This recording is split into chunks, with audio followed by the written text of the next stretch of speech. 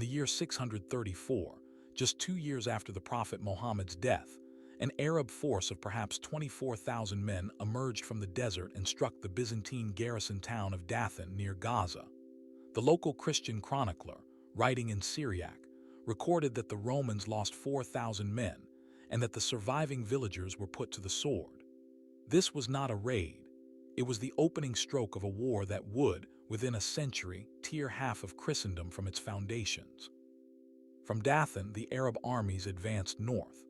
By 635, they had reached the ancient city of Damascus, a jewel of Byzantine Syria. The city resisted for 6 months. When it finally fell, the Muslim commander Khalid ibn al-Walid dictated a treaty. The people could keep their churches and lives, but they had to pay the jizya, a humiliating poll tax, and forfeit all weapons. One line in the treaty read, "There is no protection for those who resist." The price of survival was submission. 3 years later, in 638, the Arab army stood before Jerusalem. The patriarch Sophronius, an old monk, saw no hope of relief from a Byzantine empire already bleeding from Persia. He surrendered the city personally to Caliph Umar, who rode into Jerusalem on a camel. Umar refused to pray inside the Church of the Holy Sepulchre, fearing his followers would claim it as a mosque. But the treaty allowed Jews back into the city for the first time in centuries, a calculated move to weaken Christian dominance. But peace was fragile. In 641, the year Alexandria fell, an Egyptian Christian monk named John of Nikiu recorded with horror that the conquering Arabs burned the great library of Alexandria, not the famous one, but a smaller collection. He wrote, "They burnt the books of the ancient philosophers with fire, saying that if they contained what was in the Quran, they were unnecessary, and if they did not, they were false." The destruction of centuries of learning became a pattern. From Egypt, the Arab armies drove west across North Africa. In 670, they founded the city of Kairouan in what is now Tunisia, a garrison town that became a springboard for further conquest. But the Berber tribes of the interior resisted fiercely. The Byzantine Exarchate at Carthage held out for another 30 years. It took the Arabs a generation to subdue the Maghreb, and even then, they taxed Christian and Jewish communities into poverty, forcing many to convert or flee. While the Maghreb burned, the Muslim navy struck at the heart of the Byzantine Empire. In 674, a massive Arab fleet sailed into the Sea of Marmara and laid siege to Constantinople itself.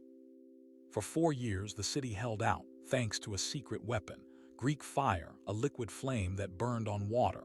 The Byzantine chronicler Theophanes described it as fire that burned ships and men alike. The Arabs withdrew in 678, but the attack showed that no Christian city, not even the capital, was safe. By the early 800s, the Arabs had subdued the Berbers and reached the Atlantic. Their gaze turned north, across the Strait of Gibraltar. In 711, a Berber commander named Tariq ibn Ziyad landed at the rock that still bears his name, Jabal Tariq or Gibraltar. The Visigothic kingdom of Spain was torn by civil war. King Roderick rushed south with his army, but Tariq burnt his own ships, telling his men, "The enemy is before you, the sea behind." Roderick fell, and Spain was broken open. The conquest of Spain was staggeringly fast. In 713, just 2 years after Gibraltar, the city of Murcia surrendered under the Treaty of Tudmir. The treaty, which survives in Arabic sources, promised the Christian inhabitants safety for their lives and churches, in exchange for tribute and a ban on any Christian who fled the city from returning. The church bells of Spain continued to ring, but under the shadow of the Crescent. The Visigothic kingdom was gone, but not all of Spain submitted peacefully. In 720, Arab forces pushed into the northern mountains of Asturias, where a Visigothic nobleman named Pelagius had rallied survivors. The Arab governor sent a small force to crush him. At the Battle of Covadonga, according to the Mozarabic Chronicle of 754, Pelagius and a handful of men ambushed the Muslim column in a narrow valley and slaughtered them. It was a tiny victory, but it became the first crack in the armor of the Caliphate, the seed of the Reconquista. The Arab advance did not stop at the Pyrenees. In 732, A massive Muslim army under Abdul-Rahman al-Ghafiqi crossed into the heart of Francia. The Frankish mayor Charles Martel met them near Tours. The battle lasted days, and the chronicles say the Franks stood like a wall of ice. Abdul-Rahman was killed. The Arab sources, like the 9th century historian al-Masudi, dismissed Tours as a minor skirmish, a raid, not an invasion. But Western historians ever since have called it the battle that saved Europe. While the West was being saved, the East was being transformed. In 750, the Umayyad Caliphate fell to the Abbasid Revolution, and the center of Islamic power shifted from Damascus to Baghdad. But the new caliphs did not relent. In 755, the Abbasid Caliph al-Mansur ordered the destruction of Christian churches built after the conquest, citing a hadith that no new churches should be built on Muslim land. The persecution of Christians in the East grew systematic. In 762, the Byzantine Emperor Constantine V, who had been fighting the Arabs for decades, retaliated. He launched a campaign into Syria and forcibly resettled thousands of Syrian Christians into Thrace, hoping to repopulate his depleted lands. But the same emperor also persecuted his own iconodule monks, smashing religious images in a controversy known as iconoclasm. The Christians of the East were caught between two empires, neither of which trusted their loyalty. By the 900s, the Islamic world had become a superpower. In 800, the Christian traveler and monk Bernard the Wise described visiting Muslim-ruled Jerusalem. Christians walked in rags, the Holy Sepulchre was neglected, and the infidel guards demanded bribes at every gate. The subjugation was quiet but constant. The dhimmi system, protected but second class, meant no new church bells, no public crosses, no arguing with Muslims in court. Christians were not killed, but they were ground down. In 846, an Arab fleet from Africa raided Rome itself.